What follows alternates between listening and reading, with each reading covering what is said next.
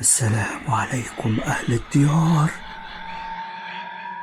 اللي هتسمعه دلوقتي دي قصة حقيقية حصلت في مقابر كرموز في اسكندرية من شهور قليلة، خلت كل القريبين منها في رعب تام. جهز نفسك واسمع، واوعى تطفي النور.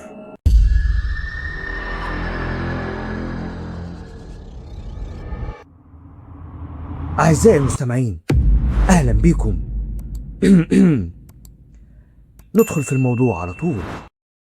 القصة بدأت معايا في ليلة متأخرة جدا.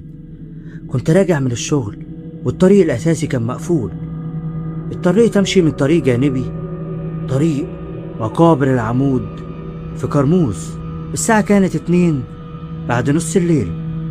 المكان كله هدوء غريب، مفيش غير صوت الهواء اللي بيخبط في الأشجار. فجأة لمحت حاجة خلتني أدوس فرامل. راجل عجوز لابس جلابية سودة قديمة واقف بيبص ناحيتي. استغربت، مين يقف هنا في الوقت ده؟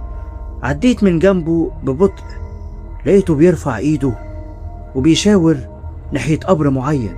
حسيت انه عايزني اقف، لكن خوفي كان اقوى فمشيت. تاني يوم صحيت على خبط جامد على الباب. فتحت، ما لقيتش حد، لكن لقيت ورقة مرمية مكتوب فيها بخط مهزوز: القبر رقم 47 مستنيك. لميت الورقة، بس الأيام الثلاثة اللي بعدها كانت جحيم.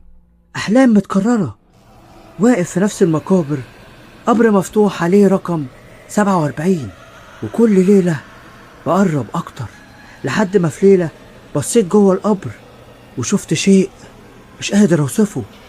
لقيت نفسي صحيت على تراب مال السرير كأنه لسه جاي من القبر. قررت أواجه خوفي. رحت المقابر الساعة 7 الصبح.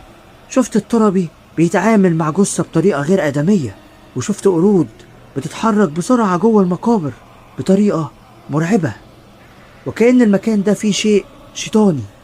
ولقيت القبر مكتوب عليه أحمد محمود وتاريخ وفاتي بعد أسبوع. جريت وما كنتش عايز أرجع، لكن الرعب كان بيلاحقني في بيتي. تراب المقابر بيظهر على جسمي كل ليلة لحد الليلة الأخيرة. الراجل العجوز ظهر في أوضتي وقال: باقي ليلة واحدة. وفجأة لقيت نفسي في المقابر.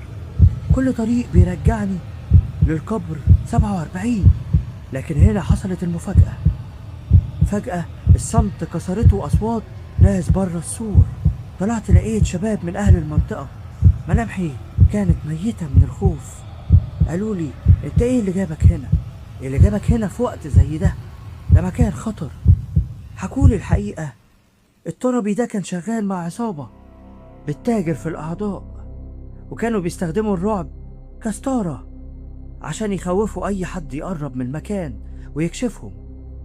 موضوع القرود ده كان مجرد حيوانات هربانة من سوق الجمعة ومستخبية في المقابر، والعصابة دي استغلت الهدوء والخرافات دي عشان يرهبوا الناس.